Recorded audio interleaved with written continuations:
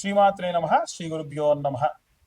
ద్వాదశ రాశుల వారికి కూడా ఈ యొక్క శ్రావణ మాసంలో ఎలా ఉండబోతుంది, ఏ ఏ రాశి వాళ్ళు ఏ ఏ రోజున ఎలాంటి మంత్రం చదువుకుంటే మంచిది అన్న విషయాన్ని ఇప్పుడు మనం తెలుసుకుందాం. తదుపరి మిథున రాశి. శ్రావణ మాసం నందు మిథున రాశి వారికి సంబంధించి ఎలా ఉండబోతుంది, వారు ఎలాంటి విశేషమైనటువంటి కార్యక్రమాలు చేసుకోవచ్చు అనే విషయాన్ని తెలుసుకుందాం. శ్రావణ మాసంలో అన్నీ కూడా మంచి మంచి రోజులు ఉన్నాయండి. ఉదాహరణకు మీకు ప్రారంభం నుంచే చూసుకుంటే నాగుల పంచమి కానివ్వండి, అలాగే శ్రావణ పౌర్ణమి రోజున రక్షాబంధనం కానివ్వండి. చాలా మంది మత్స్యకారులు ఉంటారండి. మత్స్యకారులు స్వామివారిని, మత్స్యావతారంలో ఉన్న స్వామివారిని విశేషంగా గుజరాత్ వైపు ప్రాంతంలో స్వామివారిని విశేషంగా కొలుస్తారు. అంటే ఎవరైతే మత్స్యకారులు ఉంటారో ఈ విధంగా మీరు కూడా మత్స్యావతారంలో ఉన్నటువంటి స్వామివారిని విశేషంగా కొలవడం వల్ల మంచి సత్ఫలితాలు పొందవచ్చు. అలాగే ఈ యొక్క రాఖీ పౌర్ణమి రోజున రక్షాబంధనం కట్టుకోవడము, చెల్లెల్ని ఆశీర్వదించడము, అక్క చేత ఆశీర్వాదం తీసుకోవడము, అలాగే వారికి ఎటువంటి కష్టములలో ఉన్న రక్షగా తోడుగా ఉంటా అని చెప్పి మాట ఇవ్వడము, మంచి మంచి బహుమతులు వారికి ఇవ్వడం వీరికి మంచి ఆయువృద్ధిని కలిగిస్తుంది. అలాగే ఈ యొక్క 14వ తారీఖు నాడు బలరామ జయంతి అని ఉంటుంది. ఆ రోజున ఎవరైనా సరే పొలం పని చేసుకునేటువంటి వాళ్ళు, రైతులు, చేతి వృత్తులు చేసుకునేటువంటి వాళ్ళు నాగలి ఏదైతే ఉంటుందో దాని కంకణం కట్టడము, దాని చుట్టూ దాని కింది నుంచి ప్రదక్షిణాలు చేయడం కూడా చేయడం వల్ల మంచి సత్ఫలితాలు పొందవచ్చు. అయితే ఈ యొక్క రాశి వారికి సంబంధించి బుధుడు రాష్ట్రాధిపతిగా ఉంటాడు కాబట్టి బుధుడికి రాష్ట్రాధిపతి ఆ ఈ యొక్క బుధుడికి రాష్ట్రాధిపతిగా ఉన్నటువంటి రాశి కాబట్టి ఆయన అధిదేవత ఎప్పుడు కూడా విష్ణు పరమాత్మ కాబట్టి స్వామివారి యొక్క అంటే ఉన్నటువంటి శ్రావణ శనివారాలు, శ్రావణ బుధవారాలు కూడా పురుష సూక్తం కానీ లేదా విష్ణు సహస్రనామ పారాయణం కానీ చేయడం విశేషమైనటువంటి సత్ఫలితాలు పొందవచ్చు. ఇవన్నీ కూడా గోచార రీత్యా చెబుతున్నటువంటివి మాత్రమే. అలాగే అన్ని వర్గాల వాళ్ళు ఎలాంటి రెమెడీస్ తీసుకోవాలి, ఎలాంటి మంత్రపఠనం చేయాలనే విషయాన్ని ఇప్పుడు మనం తెలుసుకుందాం. విద్యార్థులు, గృహిణులు, సినీ రాజకీయ రంగాల వాళ్ళు, ఉద్యోగస్తులు, వ్యాపారస్తులు, రైతులు, చేతి వృత్తులు చేసుకునేటువంటి వాళ్ళు అందరికీ సంబంధించి శ్రావణ మాసంలో మనకు శ్రావణ మాసం అనేటువంటి పేరు ఉంది కదండి. ఆ పేరు ఎలా అంటే ప్రతి సంవత్సరం కూడా ప్రతి నెలలో కూడా పౌర్ణమి రోజున ఏ నక్షత్రం అయితే వస్తుందో ఆ మాసానికి పేరు వస్తుంది. చిత్తా నక్షత్రం పౌర్ణమి రోజు వస్తే చైత్రమాసం, అలాగే విశాఖ నక్షత్రం గనక పౌర్ణమి వస్తే వైశాఖ మాసం, అలాగే శ్రవణ నక్షత్రం పౌర్ణమి నాడు వస్తే అది శ్రావణ మాసం. ఈ శ్రావణ మాసం జూలై 25వ తారీఖు నుండి ప్రారంభమవుతుంది. ఈ జూలై 25వ తారీఖు నుండి కూడా ప్రారంభమైనటువంటి ఈ యొక్క శ్రావణ మాసంలో ప్రత్యేకంగా మనం వీలైతే శివకేశవుల యొక్క ఆరాధన చేయాలి, లక్ష్మీదేవి ఆరాధన చేయాలి, అలాగే గౌరీ స్వరూపంగా ఉన్నటువంటి అమ్మవారికి కూడా ఆరాధన చేసుకోవాలి.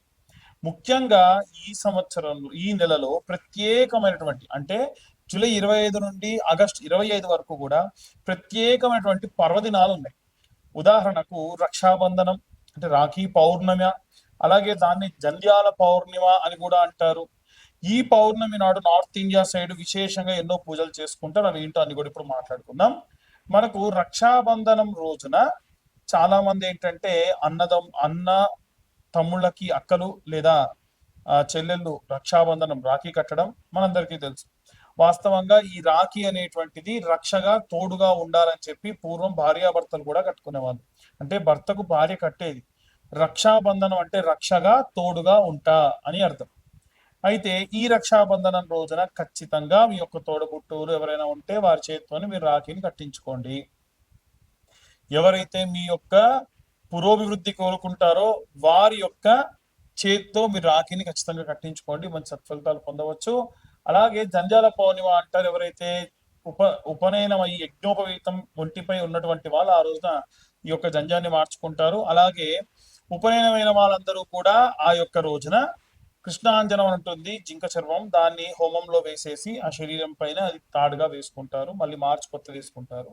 వీటన్నిటితో పాటు ప్రత్యేకంగా ఇది ఎందుకు చెప్తున్నానంటే ఈ పౌర్ణిమ రోజున రైతులందరూ కూడా వీలైతే రైతులందరూ కూడా మీ పంట పొలాల్లోకి వెళ్ళి మీ పంట పండేటువంటి 4 మూలలా కూడా కాస్తంత పసుపు కుంకుమ వేయండి. ఆ రోజున భూదేవతారాధన చేస్తే మంచిది.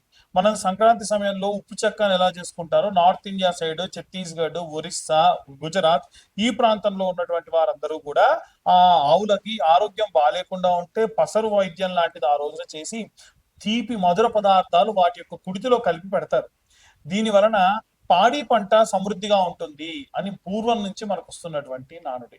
అలాగే బలరామ జయంతి అనేటువంటిది ఉంటుంది. దానికంటే ముందు జూలై 29వ తారీఖు నాడు నాగుల పంచమి ఉంది.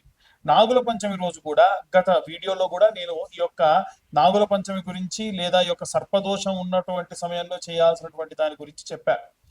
ఏమని అనంటే క్లియర్ గా జంట నాగులకి ఈ యొక్క నాగుల పంచమి రోజున క్షీరము అలాగే నీళ్లు పోసి శుభ్రంగా అభిషేకం చేసి, క్షీరం అంటే పాలు నీళ్ళతో అభిషేకం చేసి గంధం పసుపు కలిపినటువంటి మిశ్రమంతో లేపనం రాసి 21 బొట్లు పెట్టి 21 ప్రదక్షిణాలు చేసి 2 దీప ప్రమిదలు ఒకదానిలో ఒకటి పెట్టి ఆవు నెయ్యి వేసి దీపం వెలిగించి ₹5 లేదా ₹10 వీలైనంత వరకు కూడా స్వామివారి దగ్గర పూలు పండ్లు సమర్పించి 21 ప్రదక్షిణాలు చేయాలి.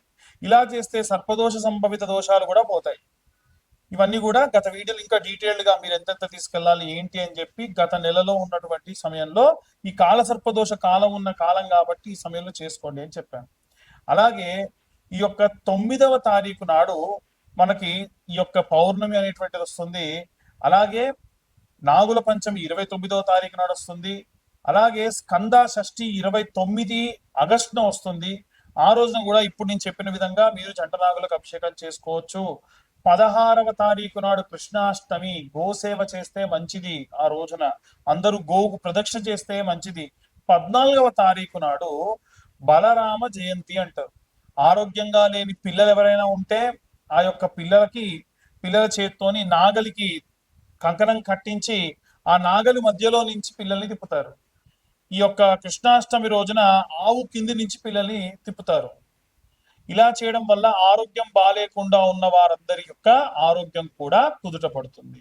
కాబట్టి ఈ విధంగా ఈ శ్రావణ మాసంలో ఇవే కాకుండా మనకి శ్రావణ సోమవారాలు ఉంటాయి, శ్రావణ మంగళవారాలు ఉంటాయి, అలాగే శ్రావణ శుక్రవారాలు ఉంటాయి, అలాగే శ్రావణ శనివారాలు కూడా ఉంటాయి. ఈ శనివారాలు ఉన్నప్పుడు విష్ణుమూర్తి ఆరాధన చేయడం, సుదర్శన యాగాలు లాంటివి చేయడం, స్వామివారి యొక్క విష్ణునామ సహస్రనామాలు చదువుకోవడం చాలా మంచిది.